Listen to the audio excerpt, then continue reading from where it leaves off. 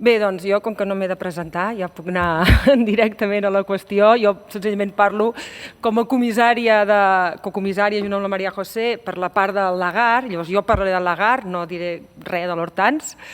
I el que jo havia pensat fer primer, que de fet ja és el que faré, és entrar una mica més en el tema de les relacions entre Lagar i alguns artistes de l'avantguarda catalana, principalment Barrades i Miró, que tant a l'Expo, a l'exposició, com al catàleg ho esmentem, però no ho desenvolupem, i llavors el que volia fer una mica era això. Però també, després, mirant els materials, també en part el que he fet és una mica com tornar a explicar la mateixa història però amb altres quadres. Què vull dir amb això? Al llarg de la recerca hem trobat moltes obres de Lagar que no hem pogut portar a l'exposició, per molts motius diferents, perquè no sabem qui les té o on són, perquè ho sabem però no ens les han deixat, o perquè eren als Estats Units i vam considerar que no calia portar-les. És a dir, per una sèrie de motius hi ha obres, perquè era molt cara, evidentment, i he de dir que el museu ha fet tots els esforços possibles en tot el sentit, però tant com per fer venir un quadre dels Estats Units potser no era necessari.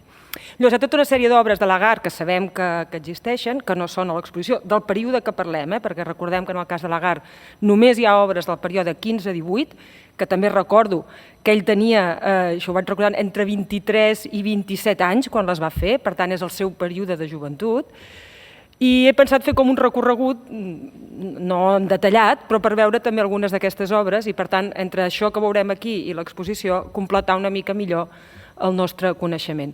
Per això moltes de les fotos són molt dolentes perquè són agafades o de webs, de pàgines de subhastes, o de llibres, o de llocs diversos on les he pescat i per tant ja em disculpo ara perquè no és una cosa de qualitat, és per veure una mica la qüestió.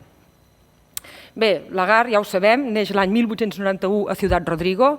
Tenim molta més informació del Celso Lagar que de l'Hortans, tot i que és veritat que moltes vegades confusa, equivocada, repetitiva, en fi. I encara ara, no sé, espero que l'exposició ajudi a polir, però per exemple la Viquipèdia encara té errors i, bueno, en fi, mica en mica ho anirem arreglant.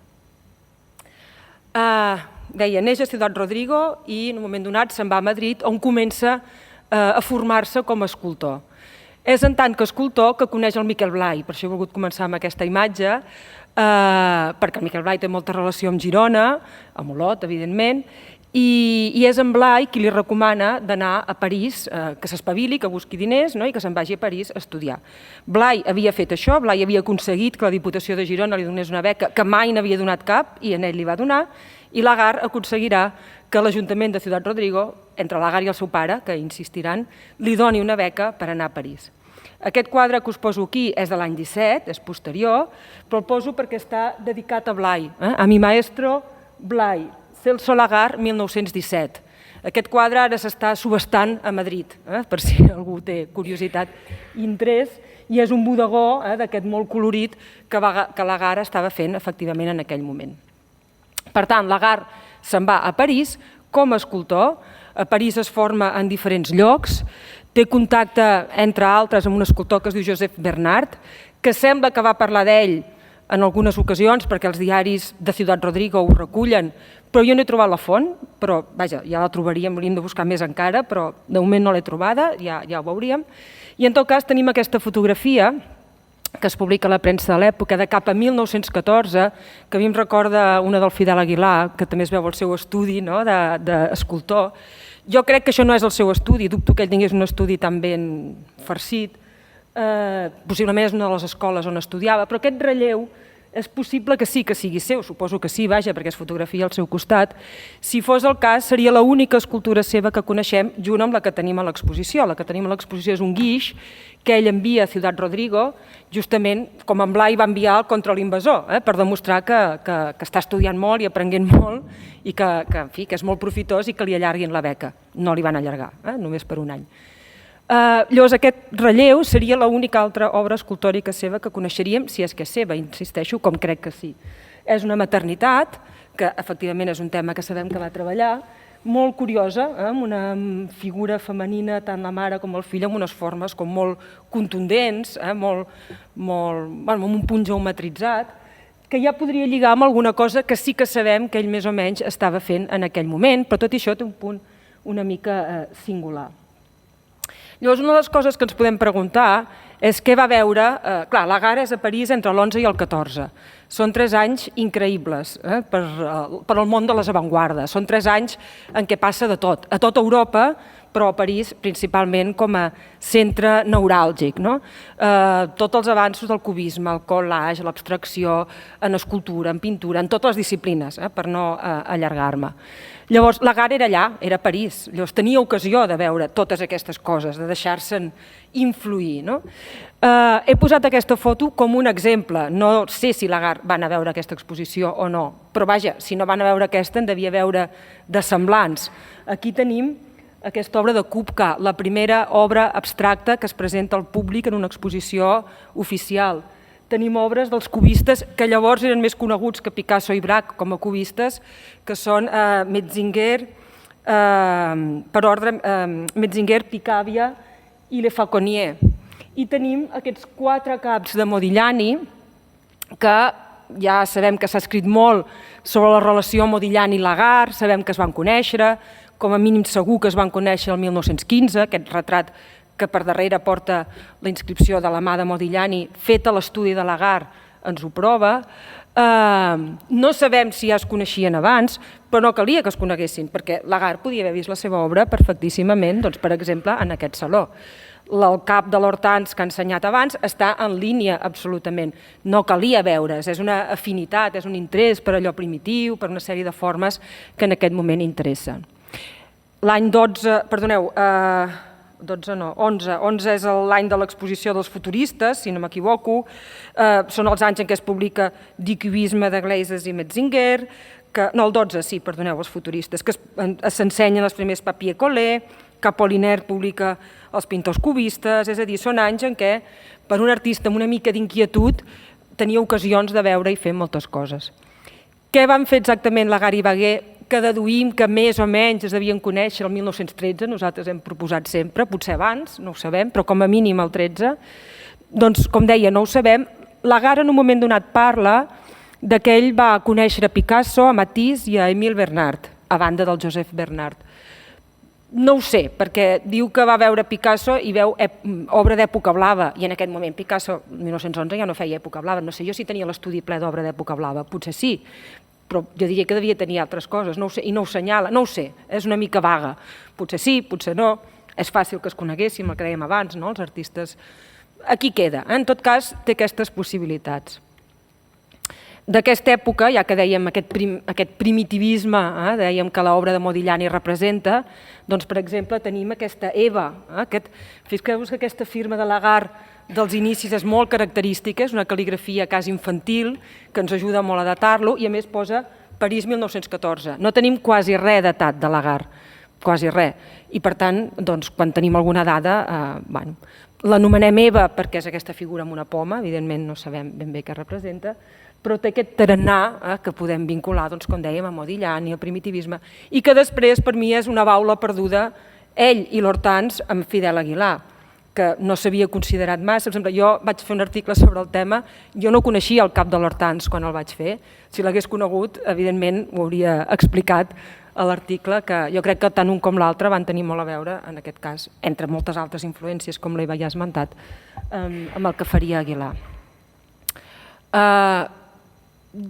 Penso, però això és cosa meva, que també és d'aquesta època aquest dibuix, perquè té aquest aire modiglianès, que això és un Modigliani, també del 1912.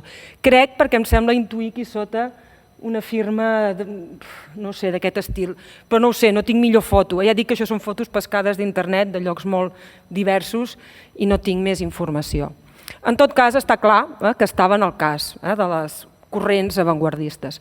En aquest moment, en principi, Lagarde encara era escultor.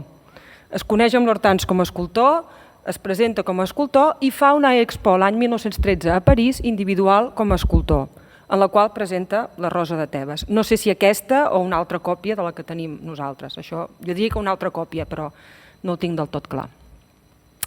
En aquesta galeria, que és una galeria molt petita i molt rara, de la qual hi ha molt poca informació, en la qual ell exposa l'any 13, era d'un senyor anglès, jo no crec que Lagarde parlés l'anglès, ja m'agradaria veure com es van connectar, però vaja, en la qual aquest senyor anglès exposava bàsicament artistes anglesos entre els quals un grup de 3 artistes que es deien els ritmistes. Formen part d'un grup proper a Les Rapaun, perquè ens fem una idea, en aquest tipus de poetes d'avantguarda anglesos. Us poso 3 imatges que he pescat també d'aquests 3 pintors d'aquest període, perquè jo crec que quan Lagarde fa el pas a la pintura, parlem molt de Cézanne i parlem molt de... Jo mateixa ho he escrit, però hem posat també una imatge de l'Anna Stelreis en el catàleg, perquè jo crec que també hi ha alguna proximitat amb aquests artistes. Una seria l'Anna Stelreis, l'altre el John Duncan Ferguson i l'altre el Samuel John People. Jo crec que en aquesta simplicitat i síntesi alguna cosa segurament Lagarde també en va pescar d'aquests 3, que són, per no anar citant infinites referències, són menys coneguts que d'altres que tots podem tenir al cap quan veiem la seva obra.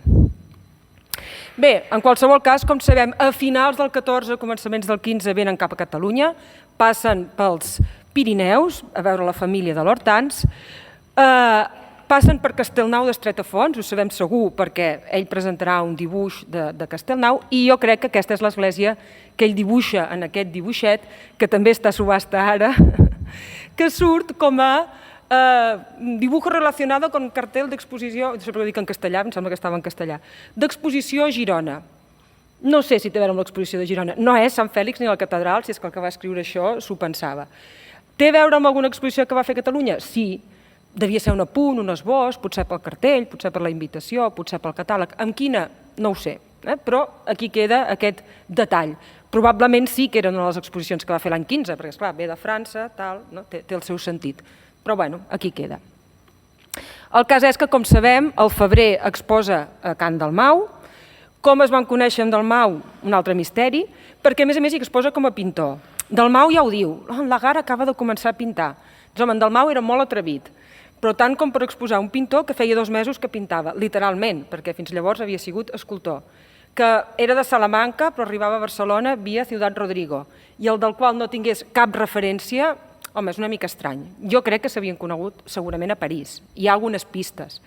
Podria arribar a ser, per més INRI, que s'haguessin conegut a través del grup de la Mela Mutter, però això queda així en l'aire. El cas és que exposa, i Déu-n'hi-do, per fer 2 mesos que pintava, Déu-n'hi-do ja la llista de quadres que presenta, quadres i aquarel·les i les escultures de l'Hortans. Dels quadres n'hem identificat alguns, algun el tenim a l'exposició, entre els que no i que jo crec que va presentar tenim aquesta vista, és el quadre que està als Estats Units, el tenen com el Tibidabo, però jo crec, sí que ho és, però jo crec que correspon al que aquí surt com la muntanya del Coll, perquè això també és la muntanya del... És la zona de Vallcarca, la muntanya del Coll. He fet forces voltes per aquí fent fotos i buscant el lloc exacte. L'exacte no l'he trobat, però jo diria que sí que és en aquella zona. I, per exemple, l'església del Coll, que com podeu veure sí que és exactament aquesta. Aquest quadre està en una col·lecció de Barcelona, però no sé quina. Se li ha perdut la pista fa uns no gaires anys. De fet, sé un col·leccionista que em va dir que l'havia tingut i l'havia canviat per un altre quadre. O sigui que, bueno, un dia el trobarem, no està tan lluny. Doncs aquests 2 quadres jo crec que segur que els va presentar. Però, si volem parlar de l'avantguarda, per no tocar tots els temes que tenen a veure amb Lagarde, dels quadres que va presentar em són especialment interessants aquest quadre que es diu Arabescos, bosset, quadre, pintura. Arabescos. L'arabesc és un motiu abstracte, per definició, ve de la decoració geomètrica àrab o islàmica, i en aquest context de les avantguardes també té a veure amb el formalisme musical, l'arabesc com a forma musical, i està molt associat a l'abstracció. Hi ha bibliografia que no m'allargaré ara a explicar-ho. Vol dir que era un quadre abstracte?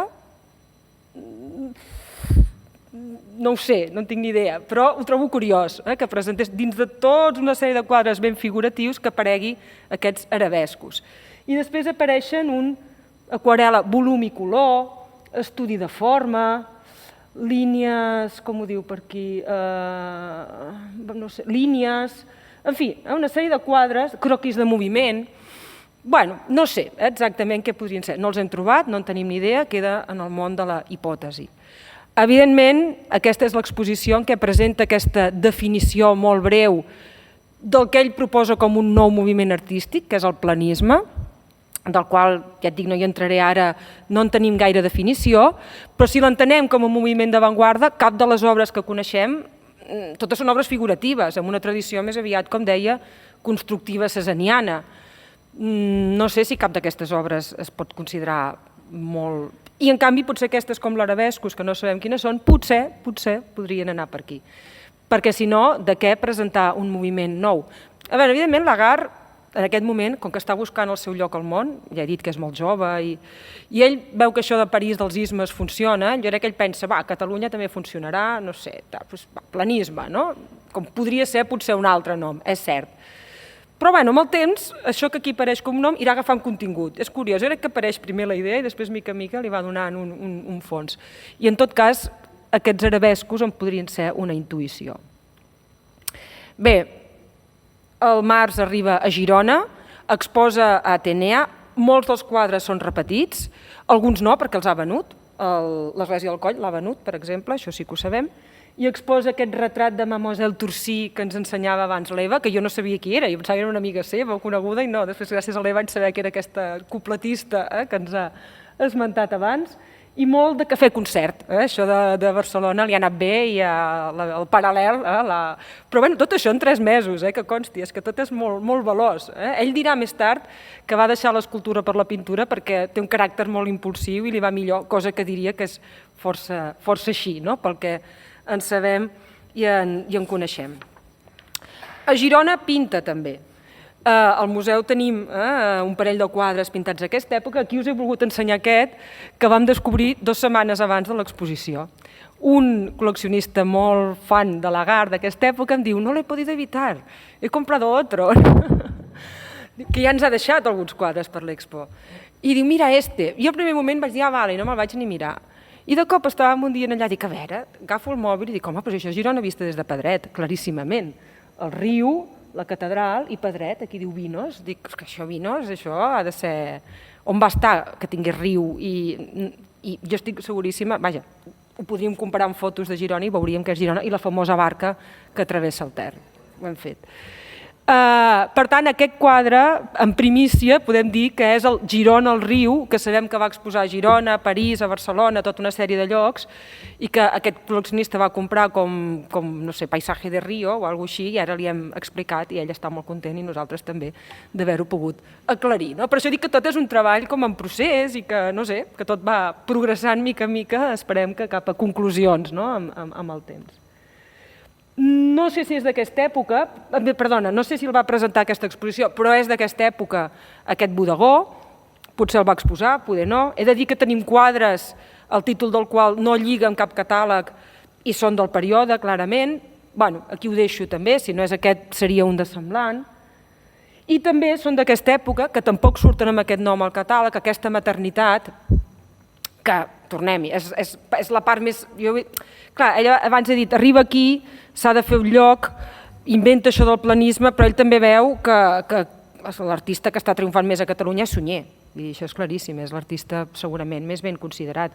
I amb ell, els noucentistes, i deu pensar, escolta, quin buen árbol se arrima, no? I llavors té aquest tarannà, té una sèrie d'obres de temàtica més propera al noucentisme, més la Masia, no? Ara, amb aquest estil seu, els arbres són molt sunyerians, són aquests arbres torts que després dirà en Dalí, i té aquest punt, és això, és un artista buscant-se, i entre el que es busca ens deixa coses com molt interessants i d'altres que són com més experimentals. Com que d'aquest quadre no tinc una foto gaire bona, no vull entrar massa, però a mi aquests colors d'aquí baix em recorden molt alguns paisatges de Miró de després. Però bé, és una foto, no sé, no és una foto molt bona i tampoc vull arriscar massa pel que fa als cromatismes, però alguna cosa hi ha en tot aquest ambient. Bé, gràcies a la recerca de l'exposició sabem segur que l'hivern 15-16 el passen a París, tots dos, perquè van sempre junts, l'Hortans i en Celso, això sí que ho hem esbrinat, fins al moment, tot el que hem descobert d'ells és que ho fan tots sempre junts. D'aquesta estada a París són diverses vistes del Pont Neuf, a l'exposició en tenim una, aquí us ensenyo una de diferent. I jo crec que també aquest anar a París, veu a Modigliani segur, perquè és quan Modigliani li fa el retrat, a més tots dos els porta durant un temps a la mateixa galeria, torna a veure què passa a París. És el París de la Primera Guerra Mundial, però no és un París inactiu d'exposicions, al contrari, se'n fan moltes, hi ha molta vida. És curiós perquè el front era relativament a prop o s'acostava i en canvi la vida va anar seguint, més del que ens podria arribar a semblar. I podria ser aquesta obra d'aquest moment, no ho sé, torno a dir, potser és anterior, però aquí també sembla, per la firma no és d'abans, ha de ser d'aquí o més tard, pel tipus de firma que fa. En aquest punt també com molt primitivista. I potser aquesta, jo també la situo en aquest període. A mi aquesta, evidentment, em porta al cap de seguida aquest rostre màscara, diguem-ho així, que pinta Lagarde, em recorda immediatament, que no sé, la pintura de Picasso, el retrat de la Gertrude Stein de Picasso, no sé si el va veure, no el va veure, tornem a estar, però aquesta afinitat en la forma de representar el rostre, sense cap mena de dubte hi és. Una altra cosa no, però vista Lagarde en tenia, això seguríssim, per identificar artistes. Després, com els treballava o tractava ell o ho adaptava, això depèn dels moments, com he dit, és més afortunat o menys, però una capacitat de mirar i d'aprendre, sens dubte, la tenia, i de detectar coses interessants. Abans que parlava del planisme, val la pena dir també que el planisme és el primer isme, diguem-ho així, inventat per un artista espanyol. És a dir, a banda de Picasso i el cubisme, que Picasso no li va posar el nom de cubisme, el nom va anar sorgint, el primer artista espanyol que sabem que s'inventa un nom i se l'autoposa és Lagarde. Després en vindran d'altres, però per dir també que aquesta visió, d'alguna manera, també la tenia a la seva manera i en la seva joventut i en les seves possibilitats. A l'estiu torna a Catalunya, se'n va a Blanes, aquest és un altre paisatge diferent dels que tenim a l'exposició d'aquesta estada a Blanes, i al setembre exposa a les Galeries Laietanes. Aquí tenim el catàleg, algunes d'aquestes obres les tenim a l'Expo, algunes són les que va fer Girona, d'altres, i aquí, per exemple, és una exposició curiosa amb moltes obres, 34 pintures, més aiguades i dibuixos, entre les quals obres com aquesta, que gairebé és costumista, cesaniano-costumista, podríem dir-ne, s'assembla molt als jugadors de cartes de Cézanne, etc. Aquesta, a mi aquesta m'encanta, aquesta també està a la venda a Madrid, si algú la vol adquirir. Aquesta creiem que és el Trigal, que és una de les obres que ell va exposar en aquesta mostra. Aquesta segur que la va exposar, va sortir a les revistes de l'època i seguríssim, la noia, amb diversos noms, però és aquesta. I jo crec que també aquesta la vam arribar a trobar, però el col·leccionista va dir que no, per tant, doncs ja està. Però totes aquestes peces, si no són ben bé del 16, gairebé. Però també exposa dues coses més peculiars. Això no és ni una foto, ja sé que és una cosa pèssima, és infecta, és baixat directament de la tesi de la Isabel García, que està fet encara amb màquina d'escriure, diguem-ne, i fotocòpies. Però era fins i tot per jo recordar-me. Perquè això, segons la Isabel García, és hipòtesi seva, que ella ha vist la imatge, jo només he vist això i no m'atreviria a dir-ne res, però això, ella creu que és un collage que ell va presentar a l'exposició de Barcelona, en el qual aquí apareixeria una etiqueta d'un fixatge de fotografia i aquí d'un paquet de tabac, abans que parlàvem de les capses de llumins. No ho domino ni molt menys, però no sé si n'hi ha gaires de collage d'aquest tipus en l'art espanyol fet aquí, gaire anterior a aquest. Cosa que, no sé, jo d'entrada no ho afirmaria, però tampoc se me n'acudeixen tants. Si realment és aquest, si realment es va exposar en aquest moment, doncs és una altra peça de Lagarde que també demostra aquesta connexió amb coses que el papier collé en aquest moment a París, una mica abans, havia estat una tècnica molt treballada justament pels artistes més d'avantguarda. I si no, el que segur... Perdoneu, aquí m'avanço, i la Isabel García el posa en relació també, això és molt posterior, però ella el relaciona amb aquest collage del Barradas, que és un collage molt curiós perquè hi ha enganxat una carta del Torres García, que és una mena d'homenatge i retrat. Deia que també hi exposa aquesta obra, aquesta segur que l'exposa, perquè surt a les revistes de l'època, no sabem on és, però en tenim aquesta foto en blanc i negre, Ensaig de llum per planisme. La primera obra que ell exposa clarament amb l'adjectiu planisme que ell s'ha inventat. A Barcelona no li fan pràcticament ni cas a aquesta obra. Els crítics parlen molt de l'exposició, més aviat bé, en general, parlen de totes les altres obres i aquesta ni la veuen. El planisme ni l'esmenten. No se'n parla fins que va a Madrid. A Madrid xoca molt, pel que sigui.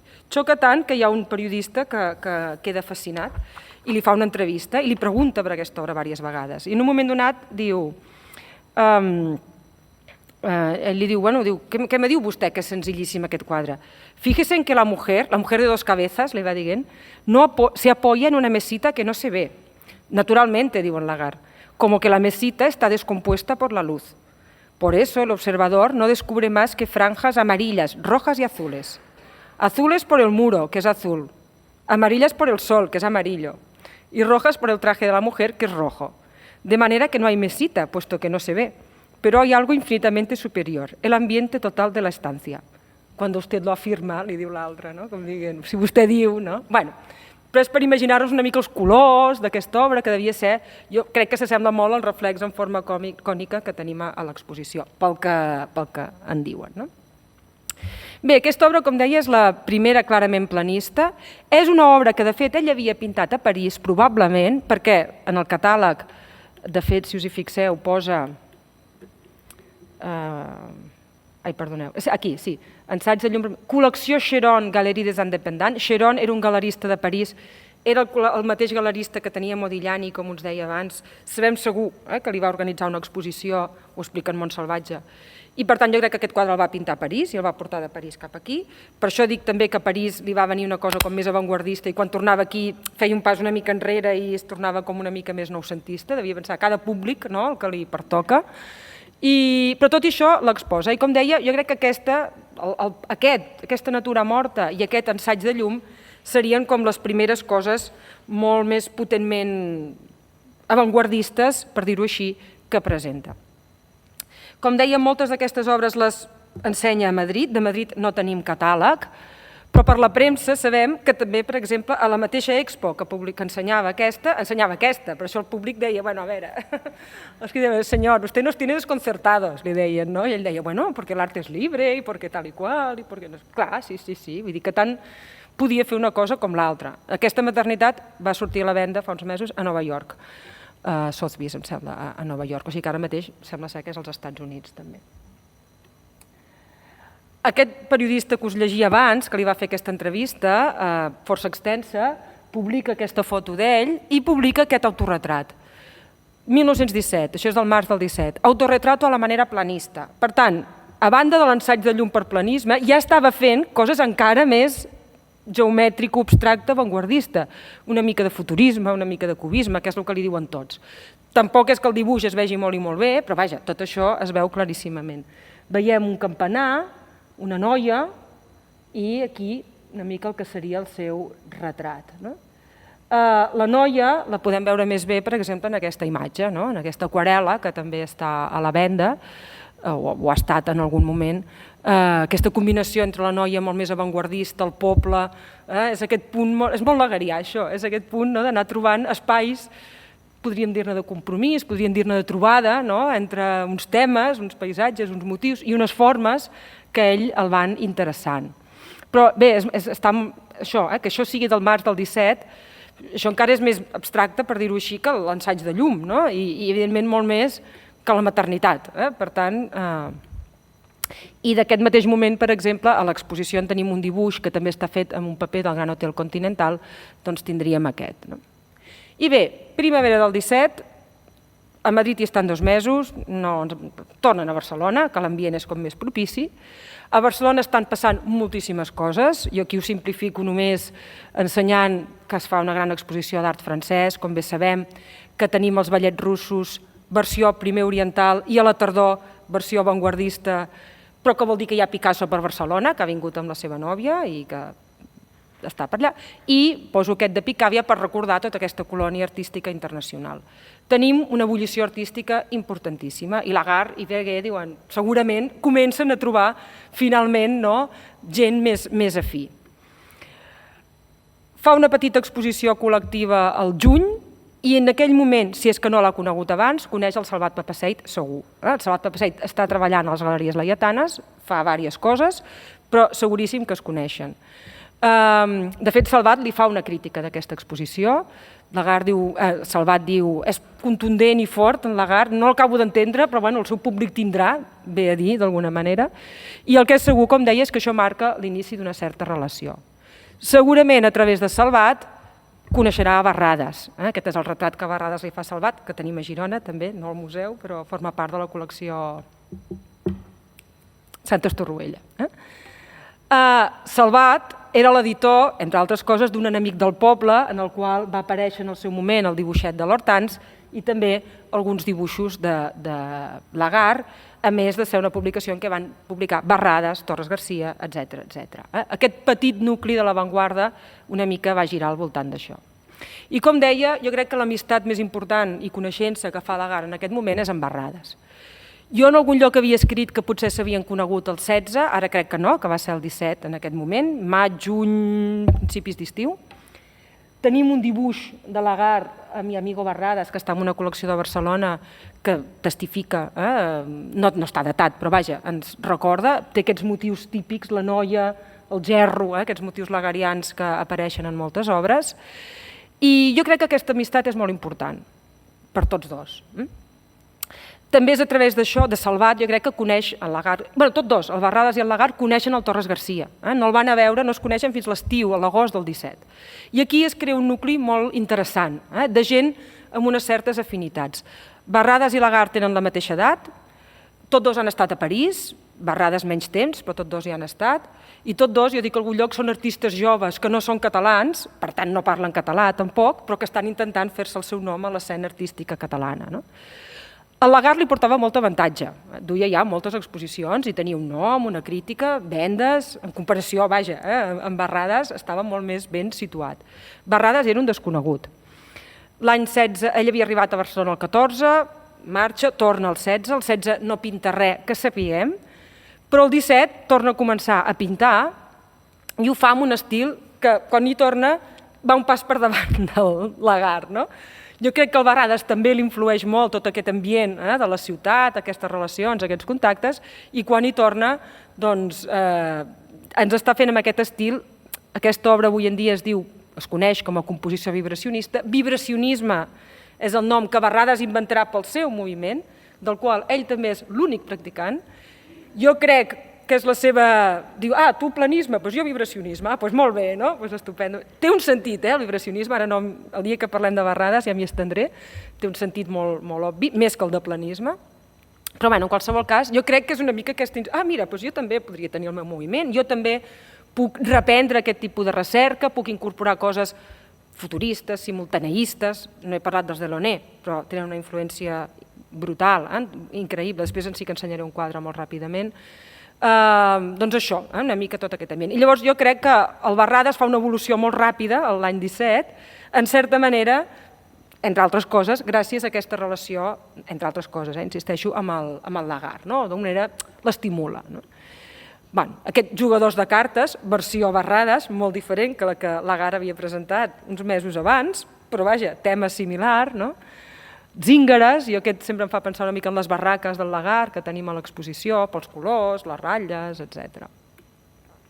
I hi ha el 18, perquè el desembre del 17 Barrades fa una exposició junt amb el Torres Garcia, però el 18 farà una individual a les Galeries Laietanes, i el 18 això es torna més complexa, i del 18 són aquestes vistes urbanes meravelloses, que m'encanten del Barrades, molt simultànies, com aquest port de Barcelona, tema que també tracta el Lagar, o aquestes vistes del carrer amb aquesta profusió d'estímuls, cartells, sons, sorolls, formes, etc.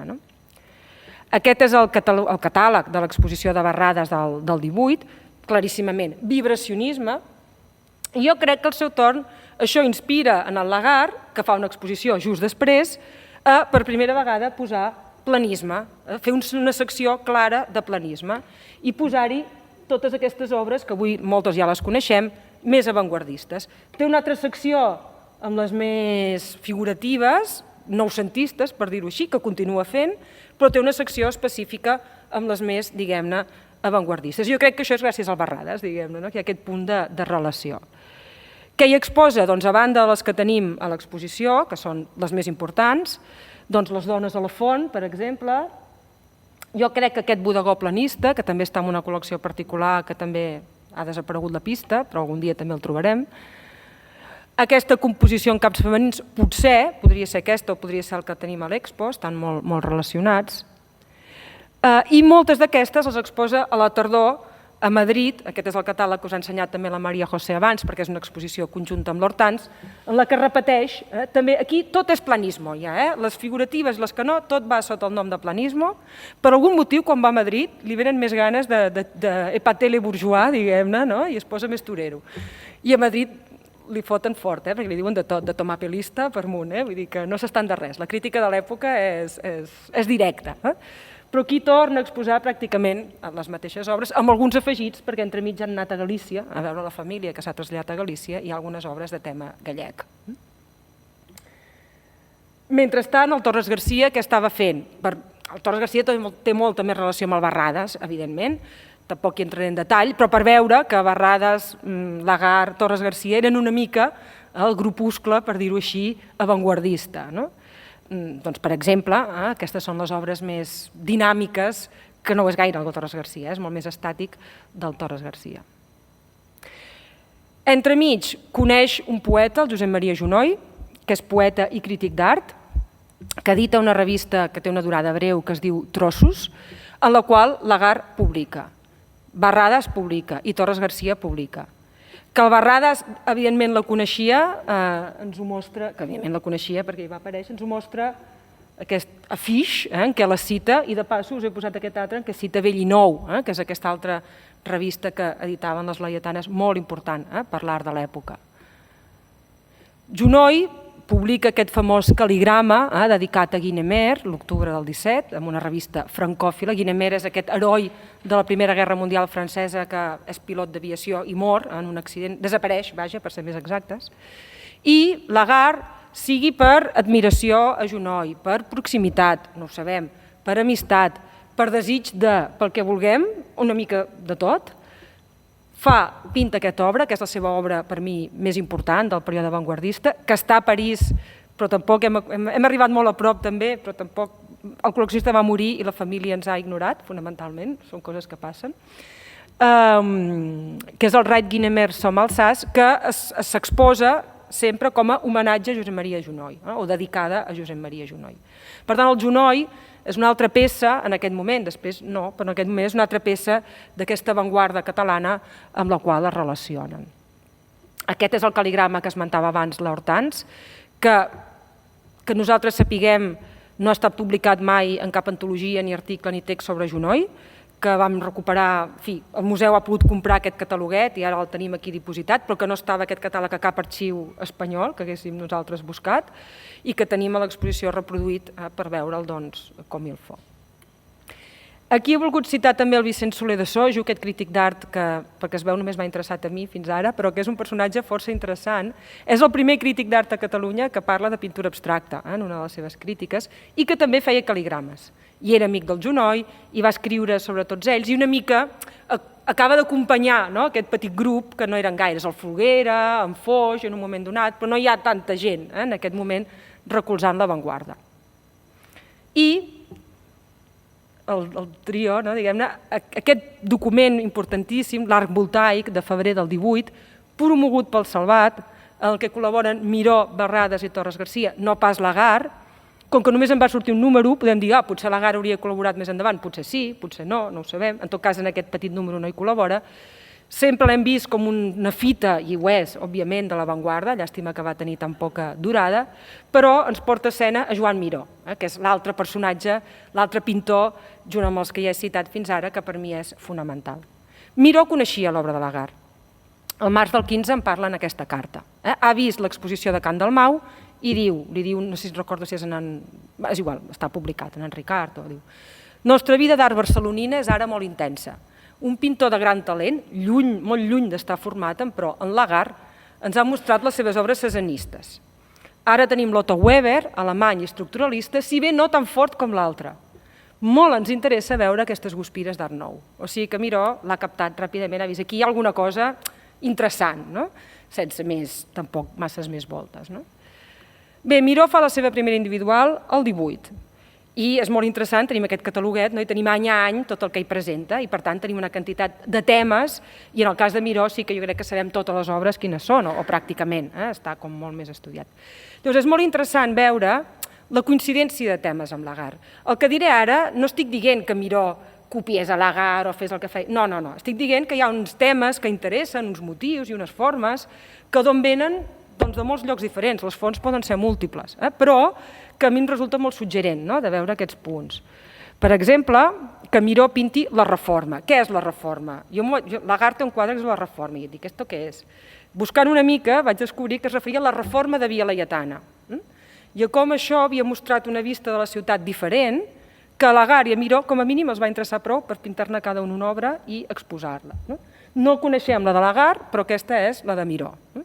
No sé si hi ha molts altres autors que ho van tractar, no ho sé, però aquests dos ho vaig trobar curiós. L'ampolla blava. Lagarde havia pintat l'ampolla verda. No deixa de ser també, és molt diferent una que altra, si és que l'ampolla verda és la que ens pensem, però en tot cas no deixa de tenir també el seu punt. El retrat d'una baileta. A l'exposició tenim una altra obra de Lagarde que s'assembla més, la de Miró. Aquesta és una de diferent, de Lagarde, però aquests retrats frontals, hieràtics, aquest rostre tan ben dibuixat, amb aquestes formes, té un punt aguilar també amb aquestes trenes, el de Lagarde. És aquesta familiaritat. Lagarde té paisatges com aquest, amb el seu cavall, o asa, no sé ben bé què és, en primer pla. Miró va fer de l'asa un motiu important.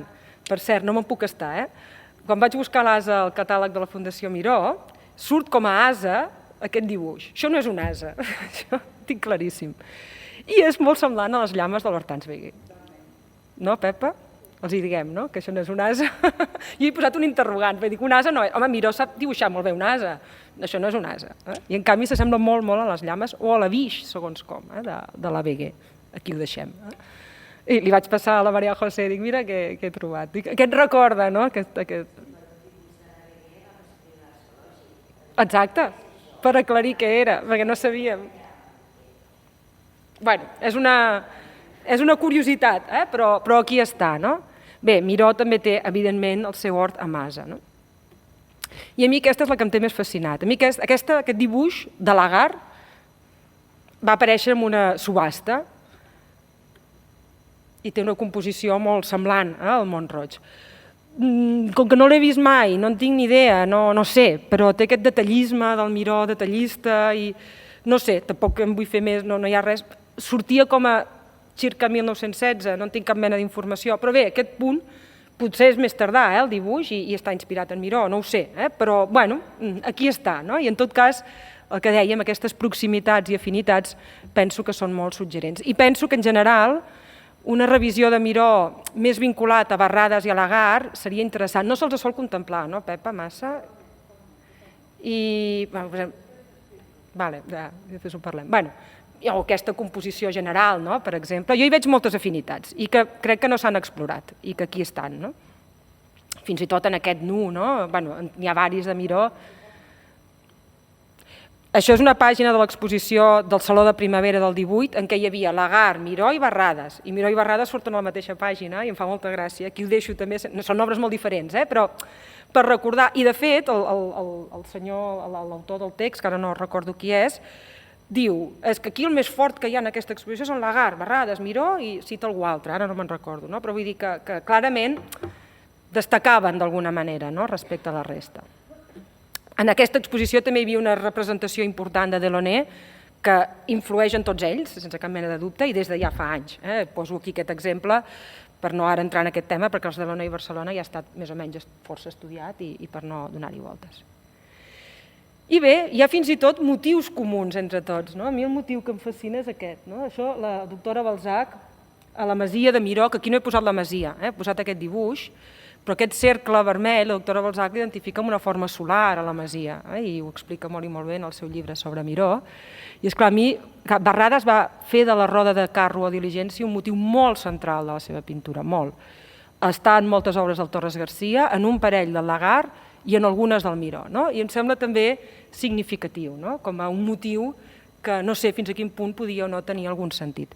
Per cert, com a anècdota, jo crec que el Barradas la va treure d'aquí. Aquest és un Van Gogh que estava a Montevideo, quan Barradas vivia a Montevideo. I després ara està als Estats Units, però en el seu moment estava a l'Uruguai, i el Barradas el va veure segur. Jo crec que aquest Van Gogh va quedar, aquesta diligència va quedar. I bé, ja vaig acabant. Tot això passa l'any 18, tota aquesta relació intensa entre tots ells. La tardor del 18, Barradas i Lagarde i Beguer se'n van a Madrid. Abans, Lagarde passa per Bilbao. A Bilbao fa aquest dibuix del qual després em pintarà aquest quadre que el tenim a l'exposició. A Madrid, ja ho hem dit abans, exposen i surt un article de premsa d'un amic del Barradas a pàgina completa dedicat a l'exposició de Celso Lagarde, amb el dibuix d'en Lagarde de Bilbao, un retrat de Lagarde fet per Barradas i aquest dibuix de Barradas que després seria el punt de partida de Casa de Apartamentos, d'un oli seu. I aquest periodista madrileny escriu, diu, Celso Lagarde recogió de fuera, no decimos copió, las innovaciones más aventuradas sobre arte, y con su talento las importó en España, donde arraigaron tan hondamente que hoy forman escuela de la que los más firmes sostenes son Lagarde, Torres García y Miró. No adicionamos a estos tres nombres el de Barradas, porque este es rey y señor sin vasallos de su escuela vibracionista.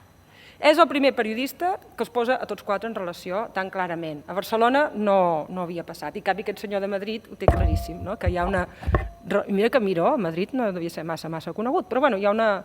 ho veu, i per tant, és una pista que em sembla que val la pena d'alguna manera de seguir. Bé, Lagarde es queden encara un temps més per Espanya, el 19 torna a Bilbao.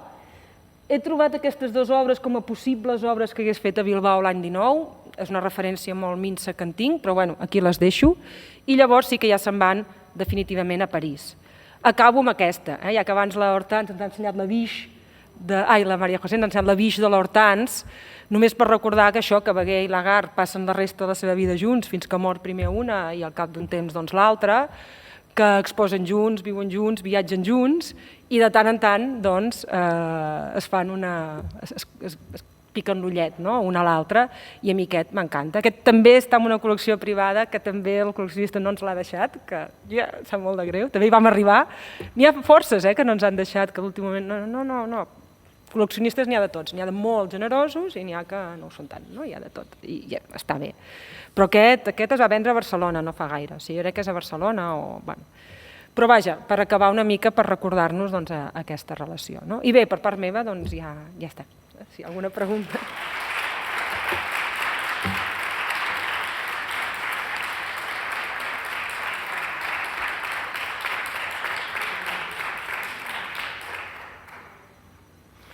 No sé si hi ha alguna pregunta o alguna cosa, o ja és hora d'anar a dinar.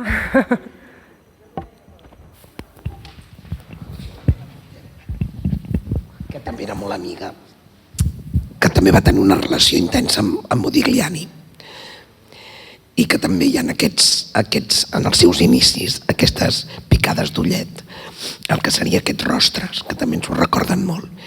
I Mela Mutter, també s'ha parlat abans de la Bonzanska, que també era d'aquest grup dels polonesos. Vaja, que tot això encara és un totus revolutum, però que jo penso que amb aquest treball que s'ha d'anar fent anirem descobrint i posant una mica més d'ordre o de llum, si és que s'acabarà mai. No sé, però em feia gràcia apuntar-ho. I després també que la Mela va anar a l'Acadèmia Julienne.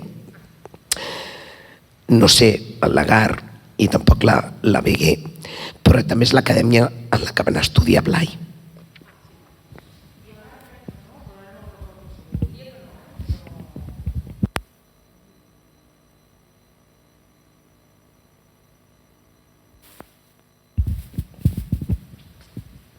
Et volia dir felicitats, Lluïsa, fantàstic, aquesta recerca que has fet.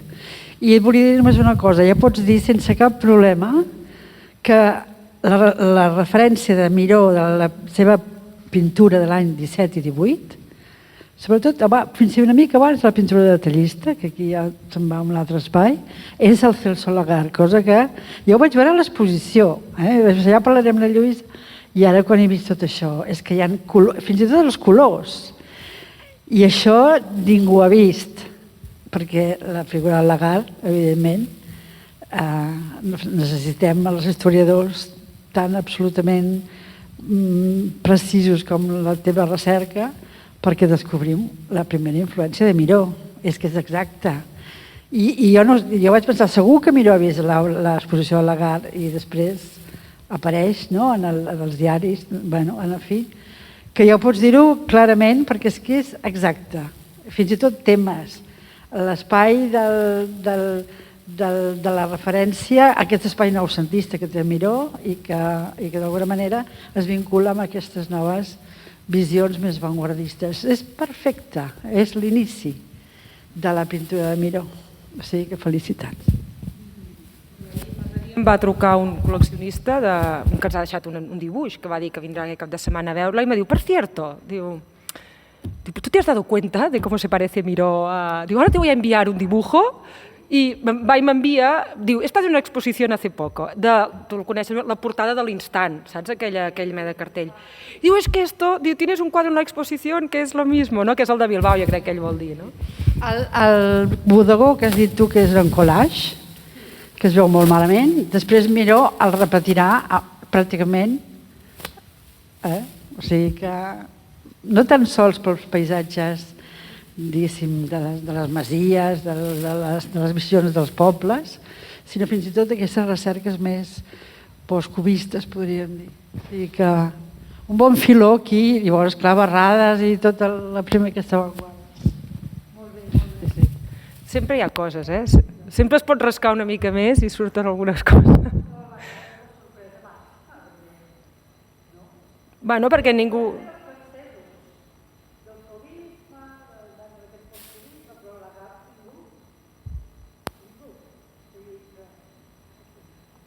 Clar, és el moment de l'Aguilar, no? L'Aguilar té una obra que diu, si aquest senyor no va sortir de Girona, d'on ho treu, no? Llavors hi ha moltes influències, no? Clar, però cop veus que aquesta parella van arribar aquí i dius, home, com pot ser que això no tingui... Algú té a veure, no? És a dir, que de cop apareixen baules d'aquelles, dius, això ens ajuda a entendre coses que potser fins al moment no havíem acabat de veure, no? D'això es tracta. Bé, doncs no sé, per part meva ja està, si voleu... Vols dir afegir alguna cosa, Maria José, o no?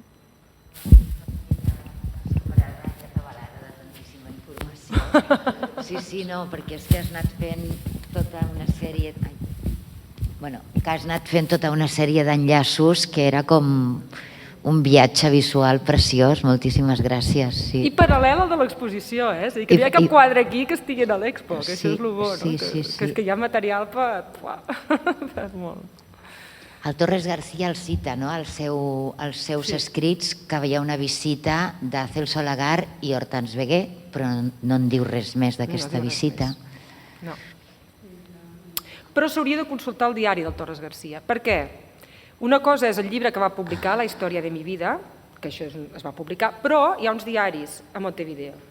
I els diaris, a vegades... O sigui, els diaris són més exactes, perquè són diaris fets al dia. De fet, el Lubar ha descobert que hi ha, dic el Lubar perquè en el seu moment el vaig llegir, segurament d'altres, que la història de mi vida, com que la va fer en el seu moment, anar redactant, no és tan precisa en dades, informacions, llocs, com el diari.